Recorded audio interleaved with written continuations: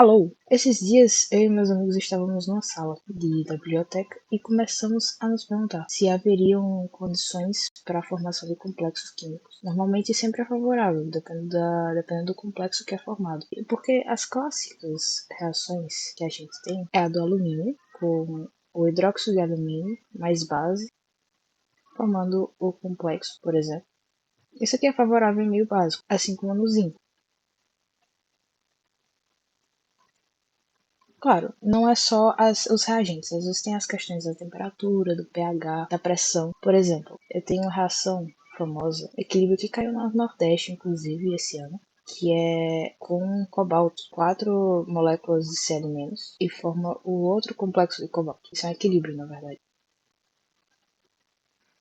Ok, então tem condições para a formação de complexos, mas a maior parte das vezes é favorável. Mas como é que eu vou saber qual complexo vai formar? Porque o que eu estava me recordando é que existem teorias que explicam a formação de complexos como se fosse aquelas teorias do octeto, porque completa o octeto e é favorável e tal. No complexo tem uma coisa parecida, que é o desoiteto, que não é bem o 18, pode ser 16, 18 e 17 elétrons. A gente tem o ferro 2, por exemplo, que ele faz um complexo octaédrico com a água, porque ele puxa os pares de elétrons para estabilizar a carga. Né? Então, cada oxigênio está fornecendo 2 pares de elétrons. Então, o que a gente conta na regra do octeto? A gente conta os elétrons que estão na camada de valência do ferro. A distribuição do ferro é 1s2, 2s2, 2p6, 3s2, 3p, 3d6, 4s2.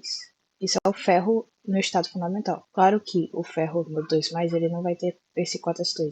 Ele vai ter os 2 elétrons da camada mais em cima. Então, ele vai ficar 3d6, certo?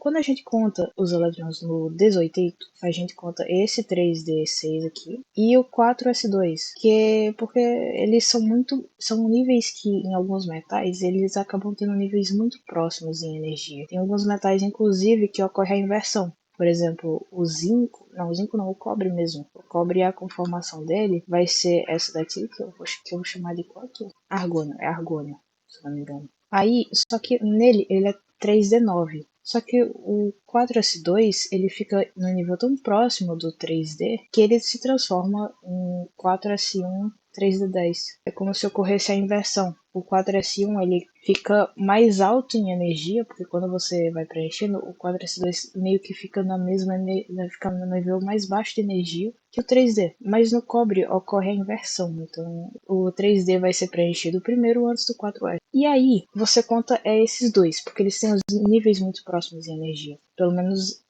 no terceiro nível, acho que no quarto também funciona, depois eu não sei se funciona muito bem os elementos. Então aqui, como o ferro vai ser 3 e 6, a gente tem 6 elétrons na camada de valência. E cada água está fornecendo 2 elétrons. Então a gente vai ter 6 elétrons do ferro, mais 6 águas, vezes 2 elétrons, que é dos pares de elétrons, nas águas. Então no total vai dar 18 elétrons. Então essa é a teoria do desoiteto. Não funciona exatamente para tudo, porque tem algumas variações. Por exemplo, se você pegar o Fe3+, ele vai ter na verdade 17 elétrons, mas ainda é estável.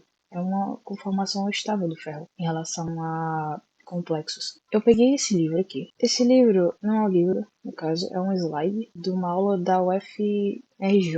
Eu vou botar o link na descrição, tá? Não quero arrumar polêmicas com faculdades aqui. Mas ele fala justamente sobre por que complexos com 16, 17 e 18 elétrons são estáveis.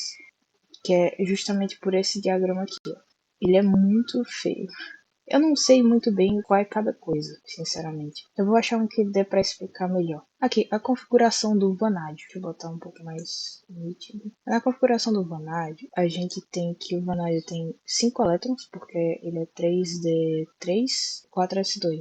E aqui ele tá neutro. E aí você percebe que aqui é o T2G dele, que no caso seria os orbitais de menor energia, que no sistema octaédrico ele tem alguns orbitais que têm maior energia do que outros, por causa que alguns orbitais ficam muito perto dos ligandes e aí ocorre uma maior repulsão. Aí a gente divide em EG e T2G. Ele tem 5 elétrons. Eu imagino que aqui ele esteja considerando, talvez seja um campo forte, então se torna todos os elétrons emparelhados aqui. Quando é um campo forte, essa variação da energia para estar aqui é muito maior do que você emparelhar. Então ele prefere emparelhar. Aqui são os ligantes. Tem 6 ligantes, cada CO contribui com um par de elétrons. Então vai ser 12 elétrons, certo? E esse aqui é a modificação que tem quando você forma um complexo. Perceba que esses aqui são todos ligantes, são todos orbitais ligantes. São orbitais que têm baixa energia. Quando você doa elétrons para orbitais ligantes, ele favorece a relação, ele favorece a ligação. Então, esses aqui de cima já são antiligantes, certo? Quando você doa elétron para eles, eles desfavorecem, eles têm uma maior repulsão em relação à ligação. E o que dá para perceber nesse gráfico é que todos os elétrons, somando aqui dá 5 mais 12, 17 elétrons, todos os elétrons eles estão em orbitais ligantes. Então, favorece muito mais o complexo de ser formado. Aí ele fala da teoria 16, 17, 18. Quando você coloca, por exemplo, um orbital mais elétrons na coordenação, pronto, esse é um complexo de cobalto que ele tem 19 elétrons. Perceba que esse elétron aqui que ficou de fora, o cobalto, ele é D7. Aqui ele tá 2 mais, no caso ele tem 7 elétrons, porque fica D7, saiu S2. Então vai ter o 6, vai ter um elétron desemparelhado e ele vai estar num orbital não ligante. Isso desfavorece a ligação e por isso que complexos com 19 elétrons, 20 elétrons não são estáveis. É até um fato interessante, porque isso eu lembrei muito de um complexo de cobalto, que normalmente o cobalto, por ele ser D7, normalmente ele não forma complexos octaédricos. Ele não forma complexo com 6 ligantes, ele forma complexos normalmente com 4, tanto que o equilíbrio que eu mostrei, ele forma com 4 ligantes. Quando ele forma complexos octaédricos, que pelo menos eu já vi, ele forma com cobalto 3+. Você pesquisa em algumas questões, normalmente as questões ela usa cobalto 2, mas o cobalto 3 também é estável, que é justamente eu tô tentando recordar o nome enquanto eu estou anotando, porque nomenclatura de complexos não é uma coisa muito focada não. Hexanitrocobaltato triamônio. Eu não sei se o cátion é depois, o ânion é antes. Eu não faço ideia. Nomenclatura de complexo é um negócio que eu não aprendi muito bem. Mas aqui ele tá 3+.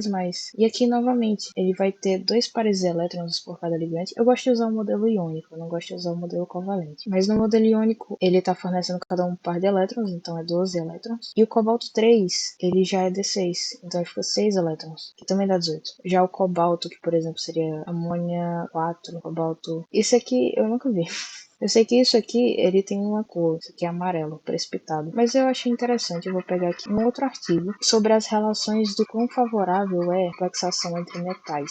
No caso, era um artigo sobre agricultura, era alguma coisa de complexação na agricultura. E aí eles falavam sobre questão de deficiência de minerais, que tinha algumas coisas específicas para a produção de fertilizante, e a taxa de carbono em cada fertilizante, por exemplo, para ser um bom adubo. É interessante, interessante.